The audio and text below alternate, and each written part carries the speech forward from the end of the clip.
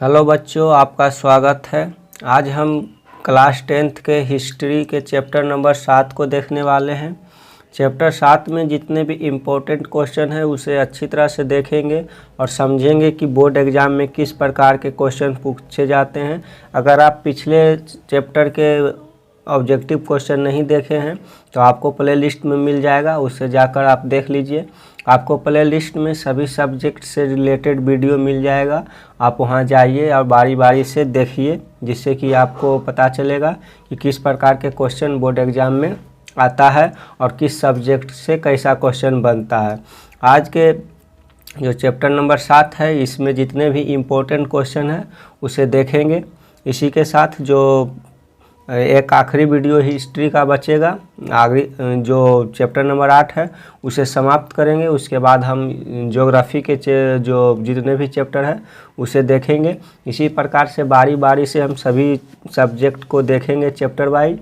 और आप अगर यूट्यूब पर पहली बार आए हैं तो सब्सक्राइब करके बेल आइकन को दबा लीजिए, ताकि आपको वीडियो का नोटिफिकेशन मिल सके और आप वीडियो को देख सके। तो चलिए आज के पहले वीडियो को, जो आज का पहला क्वेश्चन है उसे देखते हैं और इसी प्रकार से सभी क्वेश्चन को देखेंगे।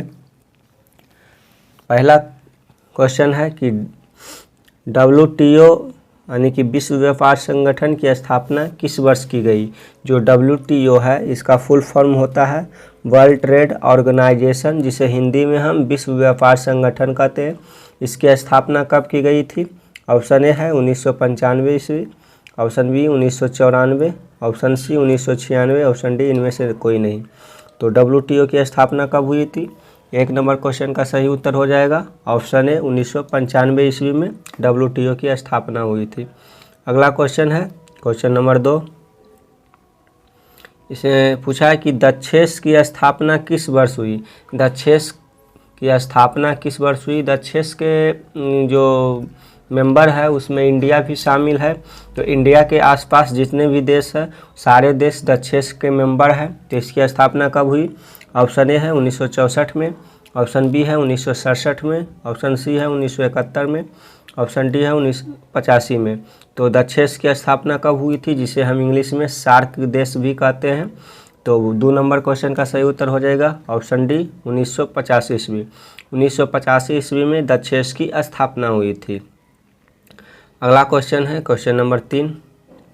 इसमें पूछा है कि आधुनिक युग में अर्थव्यवस्था के क्षेत्र में होने वाली सबसे बड़ी क्रांति कौन सी थी। आधुनिक युग में अर्थव्यवस्था के क्षेत्र में होने वाली सबसे बड़ी क्रांति कौन सी थी? ऑप्शन ए है वाणिज्यिक क्रांति, ऑप्शन बी है औद्योगिक क्रांति, ऑप्शन सी है साम्यवादी क्रांति, ऑप्शन डी है भौगोलिक क्रांति। तो 3 का सही उत्तर हो जाएगा ऑप्शन बी औद्योगिक क्रांति। जो आधुनिक युग की अर्थव्यवस्था है, अर्थव्यवस्था के क्षेत्र में होने वाली सबसे क्रांतिकारी जो क्रांति था वह औद्योगिक क्रांति था। 3 का सही उत्तर हो जाएगा ऑप्शन बी। अगला क्वेश्चन नंबर 4। होसे मेला का आयोजन कहाँ किया जाता है। होसे मेला का आयोजन कहाँ किया जाता है? ऑप्शन ए है गुयाना में, ऑप्शन बी है मॉरिशस में, ऑप्शन सी है त्रिनिदाद में, ऑप्शन डी है सूरीनाम में। तो होसे मेला का आयोजन कहाँ किया जाता है? 4 का सही उत्तर हो जाएगा ऑप्शन सी त्रिनिदाद में इसकी जो आयोजन है किया जाता है। अगला क्वेश्चन है क्वेश्चन नंबर 5। तो पूछा है कि ब्रेटन वुड सम्मेलन किस वर्ष हुआ। ब्रेटन वुड सम्मेलन किस वर्ष हुआ? ऑप्शन ए है 1947 ईस्वी, option B 1948, option C 1944, option D 1952। तो 5 का जो सही उत्तर हो जाएगा, 5 का सही उत्तर है ऑप्शन सी 1944 ईस्वी में ब्रुटन बेड सम्मेलन की जो ब्रुटन बेड है इसका सम्मेलन हुआ था। अगला क्वेश्चन है क्वेश्चन नंबर 5। इसमें पूछा है कि अमेरिका के किस क्षेत्र को सोने का शहर कहा जाता है।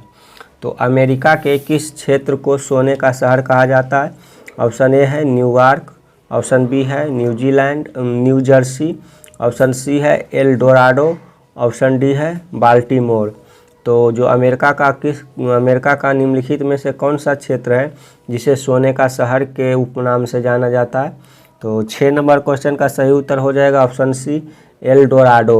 एल डोराडो जो एक खनन क्षेत्र है, यहाँ अधिकतर सोने का खान पाया जाता है, इसलिए इसे सोने का शहर भी कहा जाता है। अगला क्वेश्चन है क्वेश्चन नंबर 7। इसमें पूछा गया है कि 1923 में विश्व को पूंजी देने वाला दुनिया का सबसे बड़ा कर्जदाता देश कौन था। 1923 में विश्व को पूंजी देने वाला दुनिया का सबसे बड़ा कर्जदाता कौन था। तो ऑप्शन है, ऑप्शन ए है France, option B America, option C Germany, option D England.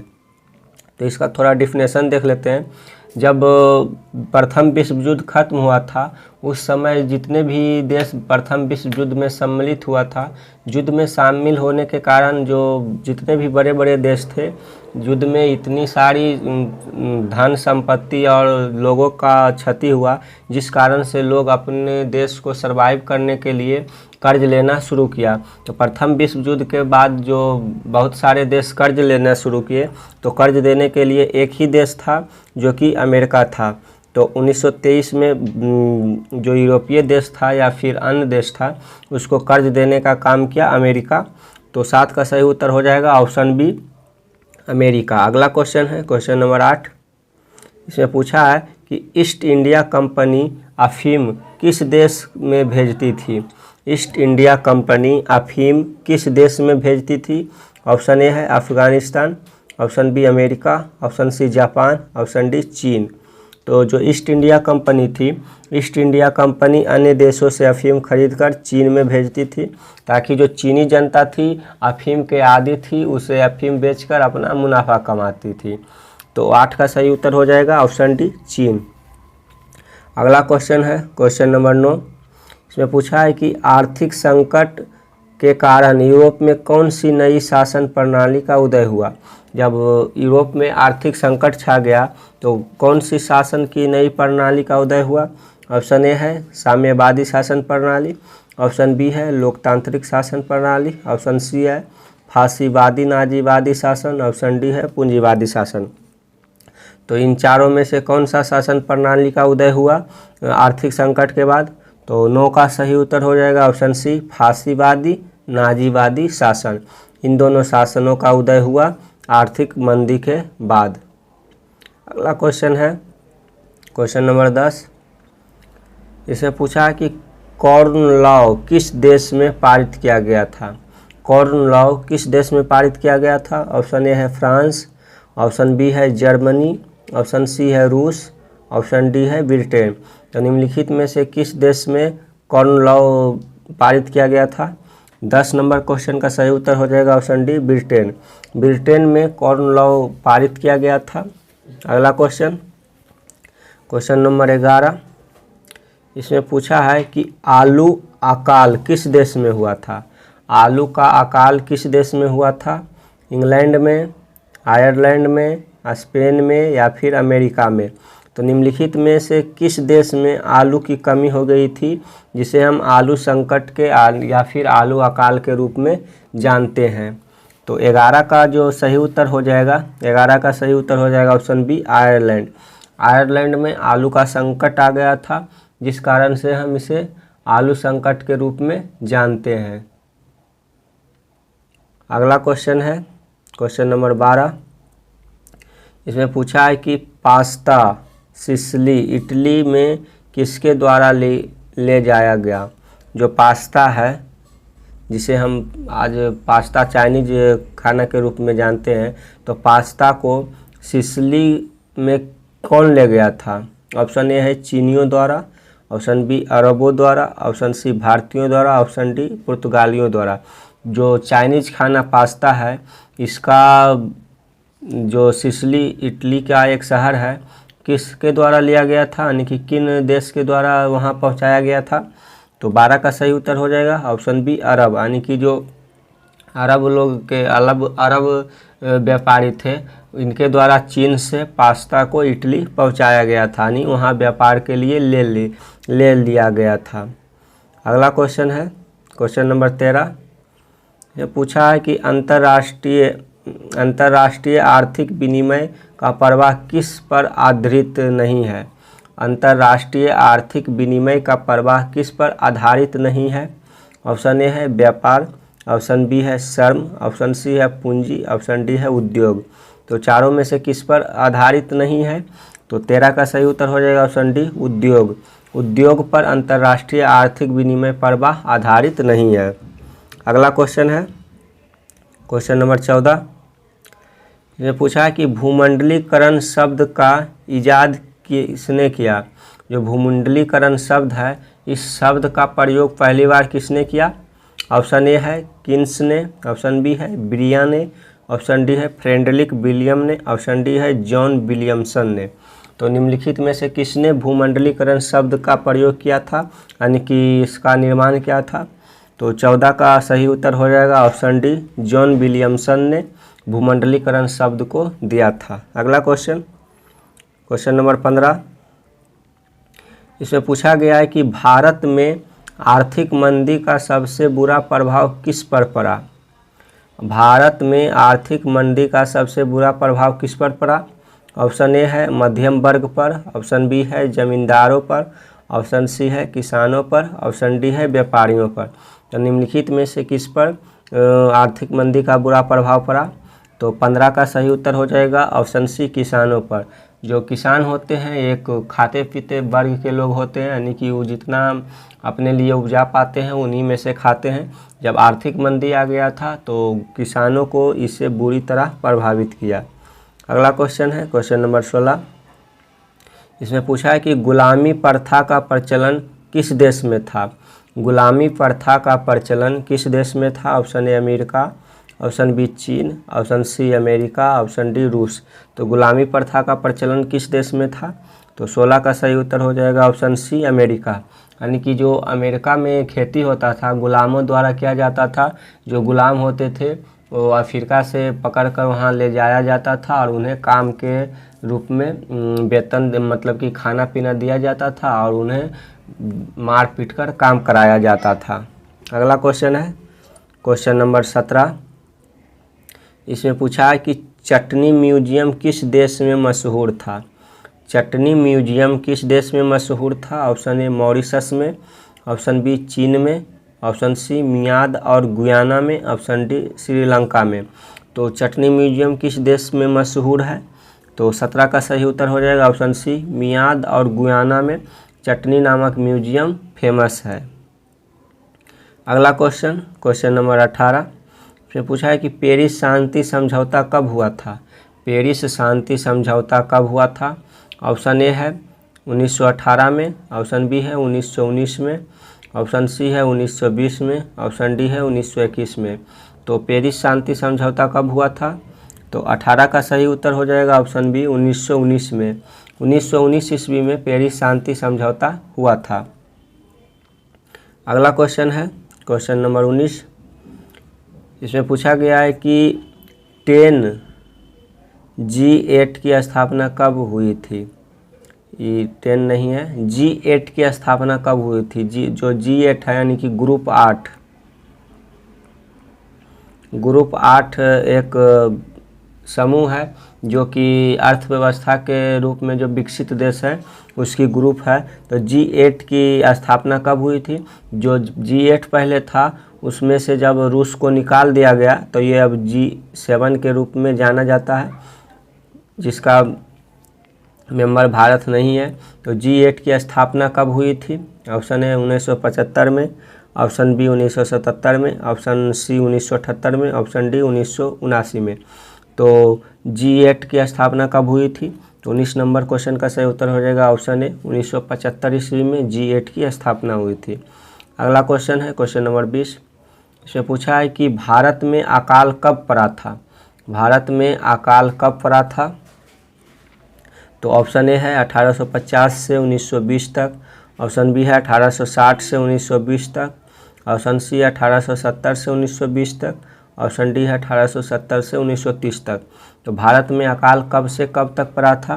तो 20 का सही उत्तर हो जाएगा ऑप्शन ए 1850 से 1920, यानी कि 70 वर्षों तक लगातार कुछ समय पर अकाल पड़ते रहा था भारत में। तो 20 का सही उत्तर हो जाएगा ऑप्शन ए। अगला क्वेश्चन है क्वेश्चन नंबर 21। इसमें पूछा गया है कि भूमंडलीकरण की शुरुआत किस दशक में हुई। भूमंडलीकरण की शुरुआत किस दशक में हुई थी। भूमंडलीकरण का मतलब है ग्लोबलाइजेशन, यानी कि पूरे पृथ्वी को एक सूत्र में बांधना। जो अर्थ पर जितने भी देश हैं सभी देश को एक देश से दूसरे देश को परिचित करवाना इस किस दशक से शुरू हुआ था। ऑप्शन ए है 1990 के दशक में, ऑप्शन बी है 1970 के दशक में, ऑप्शन सी है 1960 के दशक में, ऑप्शन डी है 1980 के दशक में। तो निम्नलिखित में कौन सा उत्तर सही हो जाएगा। तो 21 का सही उत्तर हो जाएगा ऑप्शन ए 1990 के दशक में भूमंडलीकरण की शुरुआत हुई थी। अगला क्वेश्चन है क्वेश्चन नंबर 22। इसमें पूछा है कि विश्व बाजार के स्वरूप का आधार क्या था। विश्व बाजार के स्वरूप का आधार क्या था। ऑप्शन ए है रेशम उद्योग, ऑप्शन बी है लोहा उद्योग, ऑप्शन सी है कोयला उद्योग, ऑप्शन डी है वस्त्र उद्योग। तो निम्नलिखित में कौन सा स्वरूप था बाजार का आधार के रूप में। तो 22 का सही उत्तर हो जाएगा ऑप्शन डी वस्त्र उद्योग, यानी कि जो शुरुआत हुआ था विश्व बाजार में उद्योग के रूप में तो वस्त्र प्रधान रूप से उसमें महत्वपूर्ण था। तो 22 का सही उत्तर हो जाएगा ऑप्शन डी वस्त्र उद्योग। अगला क्वेश्चन है क्वेश्चन नंबर 23। इसमें पूछा है कि विश्व बाजार का विस्तार आधुनिक काल में किस समय से आरंभ हुआ। विश्व बाजार का विस्तार आधुनिक काल में किस समय से आरंभ हुआ। तो 23 का जो ऑप्शन है ऑप्शन ए है 15वीं शताब्दी, ऑप्शन बी है 18वीं शताब्दी, ऑप्शन सी है 19वीं शताब्दी, ऑप्शन डी है 20वीं शताब्दी। तो 23 का जो सही उत्तर हो जाएगा 23 का सही उत्तर है ऑप्शन बी 18वीं शताब्दी। अगला क्वेश्चन क्वेश्चन नंबर 24। इसमें पूछा है कि विश्व बाजार के रूप में पहला कौन सा नगर उभर कर सामने आया। विश्व बाजार के रूप में पहला कौन सा नगर उभर कर सामने आया। ऑप्शन ए है लंदन, ऑप्शन बी है पेरिस, ऑप्शन सी है अलेक्जेंड्रिया, ऑप्शन डी है दिलमुन। तो निम्नलिखित में कौन सा शहर जो था नगर के रूप में उभर कर सामने आया।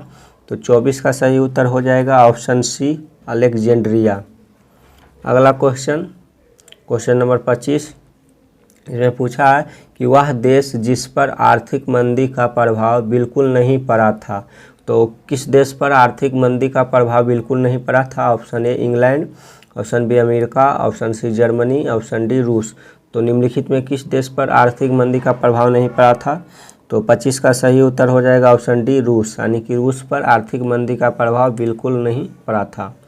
अगला क्वेश्चन है क्वेश्चन नंबर 26। इसमें पूछा है कि अमेरिका के किस राष्ट्रपति ने न्यू डील यानी कि नवीन आर्थिक नीतियों का जो नवीन आर्थिक नीति था इसको लागू किया था। ऑप्शन ए है निक्सन, ऑप्शन बी है जॉर्ज वाशिंगटन, ऑप्शन सी है Franklin D Roosevelt, option D है जॉर्ज बुश। तो निम्नलिखित में से किसने यानी कि कौन राष्ट्रपति था जिसने न्यू डील को लागू किया था। तो 26 का सही उत्तर हो जाएगा option C Franklin D Roosevelt. इसके द्वारा ही नवीन आर्थिक नीतियों को लागू किया गया था। अगला क्वेश्चन है क्वेश्चन नंबर 27।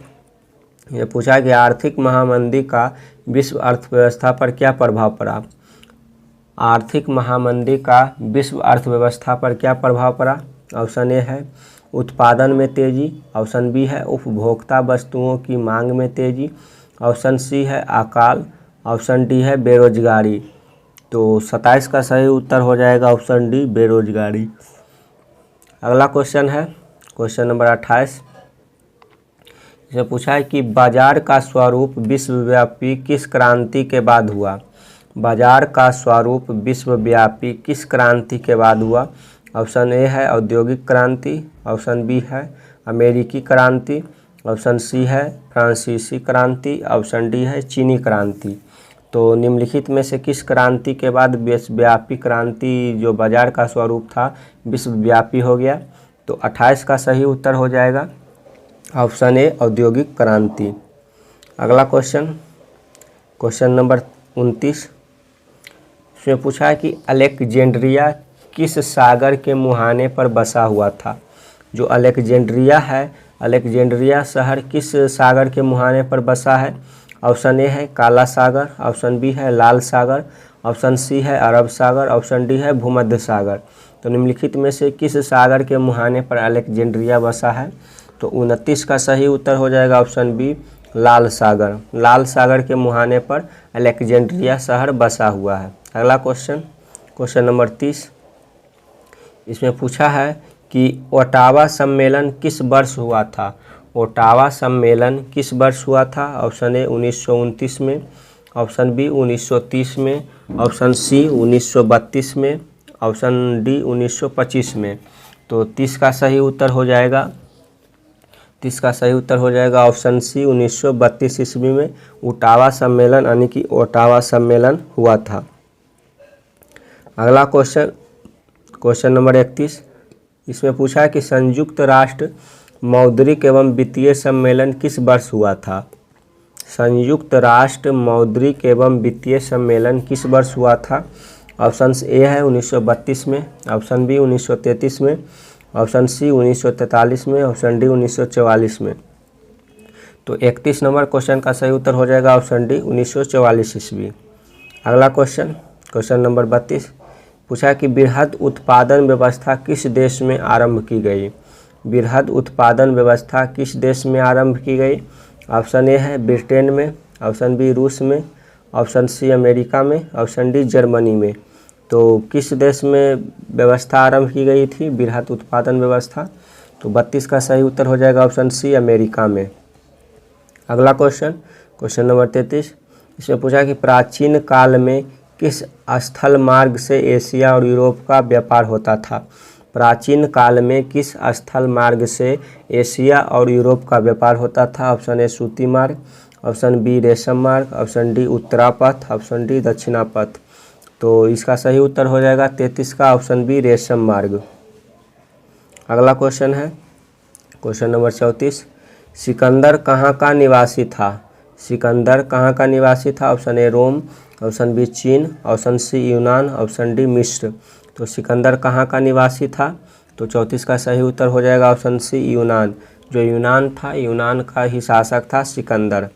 अगला क्वेश्चन, क्वेश्चन नंबर 35, ने पूछा कि प्रथम विश्व युद्ध की समाप्ति के बाद किसके द्वारा यूरोप की अर्थव्यवस्था को पुनर्जीवित करने का प्रयास किया गया?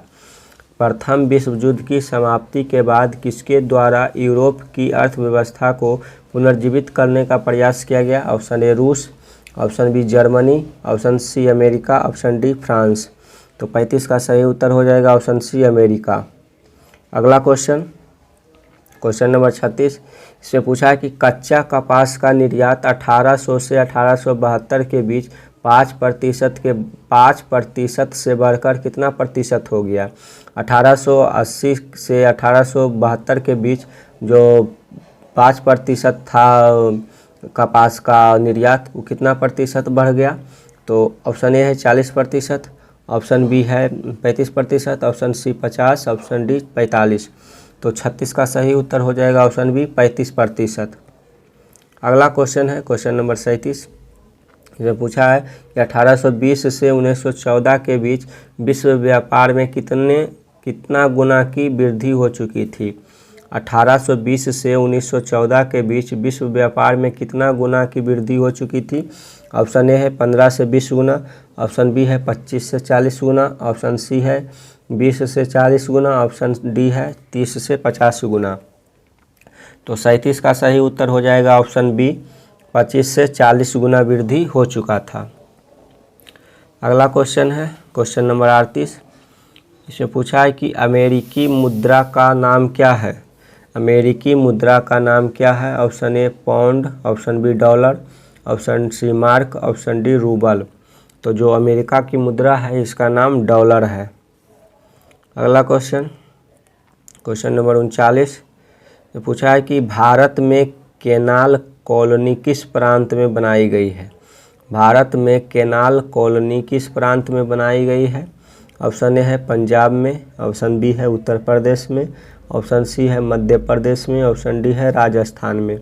तो 39 का सही उत्तर हो जाएगा ऑप्शन ए पंजाब में। अगला क्वेश्चन क्वेश्चन नंबर 40, इसमें पूछा गया है कि इंग्लैंड कपास का आयात मुख्य रूप से कहाँ से करता था? जो इंग्लैंड है, इंग्लैंड कपास मुख्य रूप से किस देश से मंगवाता था? ऑप्शन ए भारत से, ऑप्शन बी चीन से, ऑप्शन सी फ्रांस से, ऑप्शन डी स्पेन से। तो निम्नलिखित में किस देश से इंग्लैंड कपास मंगवाता था? तो 40 का सही उत्तर हो जाएगा ऑप्शन ए भारत से। अगला क्वेश्चन, क्वेश्चन नंबर 41 में पूछा है कि भारत के किस प्रदेश से अधिकांश गिरमिटिया श्रमिक बाहर ले जाए गए? भारत के किस प्रदेश से अधिकांश गिरमिटिया श्रमिक बाहर ले जाए गए? ऑप्शन ए है राजस्थान से, ऑप्शन बी है केरल से, ऑप्शन सी है पंजाब से, ऑप्शन डी है उत्तर प्रदेश से। जो गिरमिटिया मजदूर होते हैं उसे एक स्थान मतलब कि कोई स्थान से उठाकर दूसरे देश में ले जाया जाता था और उनसे वहीं काम करवाया जाता था, उन्हें गिरमिटिया मजदूर कहा जाता था। तो 41 का सही उत्तर हो जाएगा ऑप्शन बी केरल से। जो केरल है, केरल से अधिक गिरमिटिया मजदूरों को भारत से विदेश भेजा गया था। वैसे बिहार के पश्चिमी क्षेत्रों से भी गिरमिटिया मजदूर भेजे गए थे। अगला क्वेश्चन है 42 नंबर क्वेश्चन, जो कि आज के सीरीज का आखिरी क्वेश्चन है। जो पूछा है कि धन निष्कासन के सिद्धांत का प्रतिपादन किसने किया था? धन निष्कासन के सिद्धांत का प्रतिपादन किसने किया था? Option A Firoz Shah Mehta, option B Bal Gangadhar Tilak, option C Dadabhai Naoroji, option D Mahatma Gandhi. जो धन निष्कासन का सिद्धांत है, इसमें बताया गया था कि जो अंग्रेज है, अंग्रेज भारत के अंदर से जितने भी धन संपदा है उसे अपने निचोड़ रहा है और अपने देश इंग्लैंड भेज रहा है। तो यह किसने बताया था? तो 42 का सही उत्तर हो जाएगा option C Dadabhai Naoroji. इन्होंने ही बताया था कि जो अंग्रेज है, अंग्रेज भारत से धन एकत्रित करके अपने देश ले जा रहा है। तो आज के वीडियो में इतना ही। अगर वीडियो आपको पसंद आया हो तो इसे लाइक कर दीजिए। अगर चैनल पर पहली बार आए हैं तो चैनल को सब्सक्राइब करके बेल आइकन को दबा दीजिए ताकि आपको वीडियो का नोटिफिकेशन मिल सके और आप वीडियो को देख सकें। तो आज के वीडियो में इतना ही। मिलते हैं एक नए वीडियो के साथ, तब तक के लिए धन्यवाद। आप जुड़े रहिए हमसे और अपने तैयारी को बेहतरीन करते रहिए।